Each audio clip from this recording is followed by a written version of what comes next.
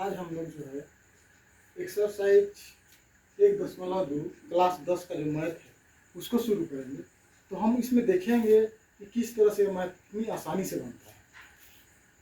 तो क्वेश्चन क्या करता है कि निम्नलिखित संख्याओं को अभाज्य गुणनखंडों के गुणनफल के रूप में व्यक्त कीजिए। तो इसको जो है गुणनखंड को गुणनफल के रूप में व्यक्त करना है। एक पहला क्वेश्चन है 140, 156। तो हम पहला क्वेश्चन को ही बनाते हैं। तो पहला क्वेश्चन में क्या है, 140 है, तो इसको गुणनखंड करेंगे। अब इस तरह से करेंगे कि कितना से भाग जाएगा, 2 से जाएगा। 2 सते 14, 0 उतार देंगे। फिर 2 से देंगे, 2 या 6, कितना बचा, 1 यहाँ चला गया, 10 हो गया। 2 बचे 10। अब 2 से भाग जाएगा नहीं। अब इसको हम क्या करेंगे, 5 से देंगे। 5 सते 35। तो इस तरह से गुणनखंड करते हैं। अब 140 बराबर 2 गुना 5 गुना 7। अब 2 कितना है, 2 है, इसलिए हम लिख देंगे इसको 2 पे 2 पावर गुना 5 गुनी 7। बस यही होगा इसका आंसर। तो इस तरह से बनाया जाता है। जैसे आप दूसरा क्वेश्चन को देखिए, कितना है, 156 है। दूसरा नंबर में जो है 156 है। अब इसको देखेंगे, पहले 2 से भाग देके देखते हैं। 2 सते 14, 1 आया, 16 हो गया। 2 अठे 16। फिर 2 से देंगे, 2 तिया 6, 1 गया, 18 हुआ। 2 9 18। अब चूंकि लास्ट में 2 से भाग नहीं जाएगा तो 3 से जाएगा, इसको 3 से देंगे। 3 एका 3, 3 तिया 9। अब तो टूटेगा नहीं, तो अब क्या लिखेंगे, 156 बराबर 2 गुनी 3 गुनी 13। अब क्या होगा, 2 पे 2 पावर हो गया गुनी 3 गुनी 13।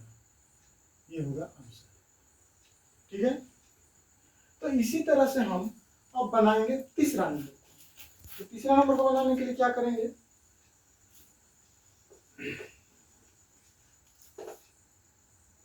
तीसरा 3 8 2 5।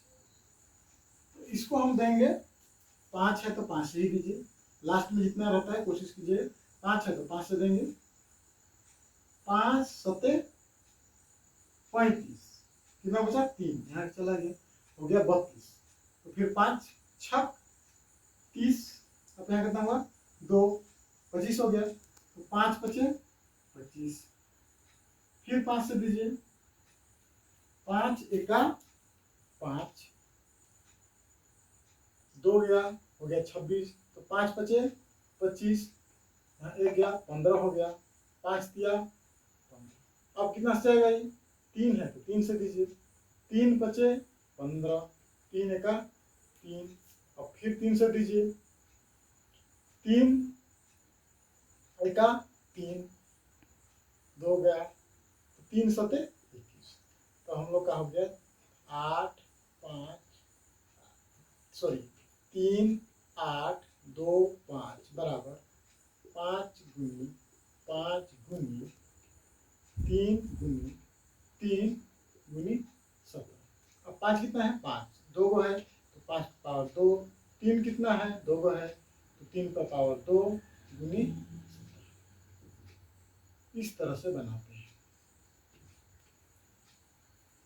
अब फिर इसका अगला नंबर हम देखते हैं,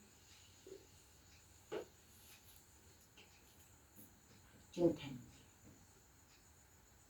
5 0 0 5। कितना से जाएगा, 5 से जाएगा। 5 एका 5 0 0, 5 एका 5, 5 एका 5। अब यह जो है कितना से जाएगा उसको हम लोग को देखना है, क्योंकि लास्ट में 1 1 है, तो यह कितना से जा सकता है। तो उसके लिए हम लोग को भाग देके देखना पड़ेगा कि भाई ये जाएगा कितना से करके देखते हैं पहले 3 से होता है कि नहीं।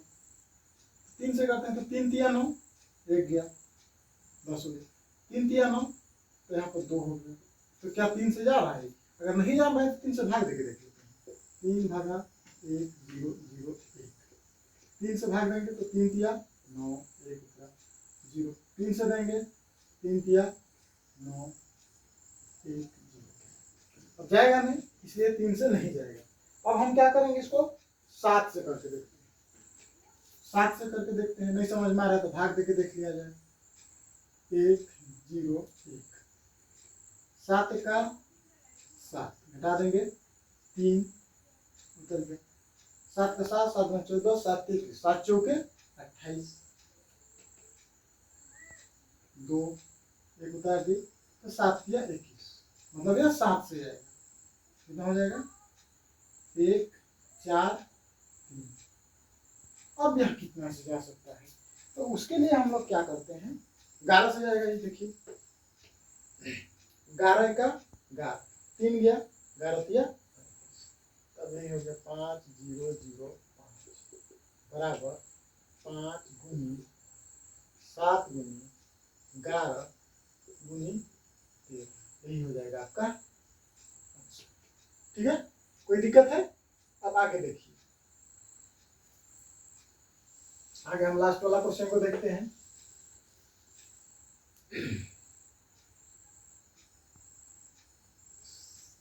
पांचवा नंबर, 7 4 2 9, यह कितना से जाएगा?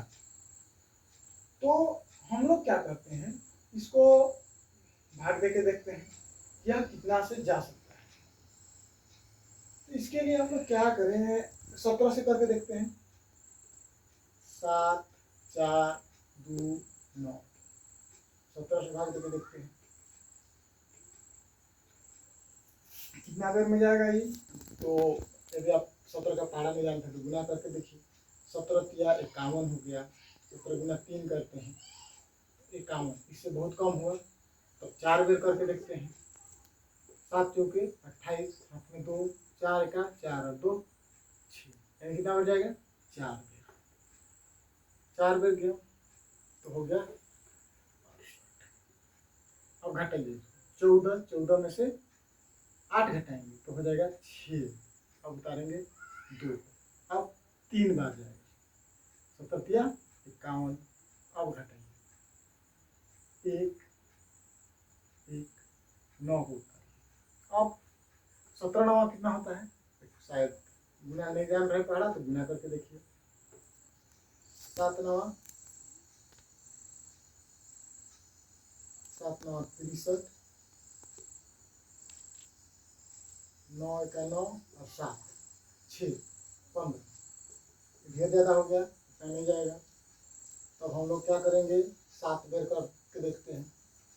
17 गुना 7, 7 7 49, हाथ में 4, 7 का 7 4 का, यानी 17 7 119 होता है। तो हम लोग का कितना बच गया? 17 से किए तब आ गया 4 3 9 7। अब यह कितना से जाएगा, इसको देखना है। तो हम लोग फिर वैसे भाग प्रक्रिया करते हैं। 4 3 7, अब हम इसको 19 से करते हैं। 19 गुना 38, घटा देंगे 13, 13 में से 8 गया 5, फिर 19 तिया 57, तो हम लोग का 19 बार गया तो हो गया 23। यही हो गया हम लोग का 7 4 2 9 बराबर 17 गुनी 19 गुनी 23। ठीक है, अब हम इसका दूसरा नंबर देखेंगे। दूसरा नंबर में क्या कहता है कि पूर्णांकों के निम्नलिखित युग्मों के एचसीएफ और एलसीएम ज्ञात कीजिए तथा इसकी जांच कीजिए कि दोनों संख्या का गुणनफल बराबर एचसीएफ गुना एलसीएम होता है। पहला क्वेश्चन कितना है 26 और 91। तो इसके लिए हम क्या करेंगे, सबसे पहले देखिए 26 को तोड़ेंगे, तो 26 को कैसे तोड़ेंगे, इस तरह से 2 से दीजिए, 2 का 2, 2 या 2 गुना 91 को तोड़ेंगे, 91 को तोड़िए, 7 का 7 कितना गया 2, तो हो जाएगा हम लोग का 7 या 21, यानी 91 को तोड़ेंगे तो कितना होगा 7 गुने 13। तो इसमें क्या क्या निकालना है हम लोग को, पहले 26 को तोड़े, 26 को तोड़े तो कितना हो गया 2 गुना 13, उसके बाद 91 को तोड़े तो 7 गुना 13। ज्ञात क्या करना है एचसीएफ। तो एचसीएफ क्या होता है, इस दोनों में जो जुटा, दोनों में जो जुटा उसको बोलते हैं एचसीएफ। क्या जुटा है, दोनों में 13 जुटा, ये हो गया एचसीएफ। अब एलसीएम में क्या करना है, एलसीएम में करना क्या है कि दोनों में जो जुटता है उसको एक को छोड़ देना है, जैसे कोई भी एक को हम छोड़ दिए, क्योंकि इसको इसमें लिखते हैं एचसीएफ में, तो हो जाएगा 2 गुना 13 गुना 7। मतलब एलसीएम में क्या करना है कि दोनों में जो जुटता है उसको एक को, क्योंकि एचसीएफ में लिख देते हैं तो उसको छोड़ देना है, बाकी बात को लिख देना है, वो हो जाएगा एलसीएम। और दोनों में जो जुटता है वो होता है एचसीएफ। अब इसको गुना कर देंगे, 13 दूना 26 गुना 7, तो हो जाएगा आपका 6 7 42, हाथ में 4, 7 गुना 14 4 182। अब जांच कैसे करते हैं, तो जांच के लिए क्या करेंगे, जांच लिखेंगे, जांच हो गया दोनों संख्या का गुणनफल, दोनों संख्या का गुणनफल बराबर एचसीएफ गुना एलसीएम। तो दोनों संख्या कौन कौन है, एक हो गया 26 और एक हो गया 91 बराबर एचसीएफ कितना है 13 और एलसीएम कितना है 182। इसको गुना करके देखते हैं क्या इतना होता है, 26 गुना 91, 26 9 9 6 54 4 और 5 9 गुना 18 और 5 19 20 21 22 23 6 6 2 3, हम लोग का कितना हुआ 23 6 6 बराबर। अब इसको भी गुना करके देख लीजिए, तो 13 और इसको गुना करेंगे तब भी वही हो जाएगा 23 6 6। तो इस तरह जांच हो जाता है। तो आप लोग समझ में आया एचसीएफ कैसे निकालना है।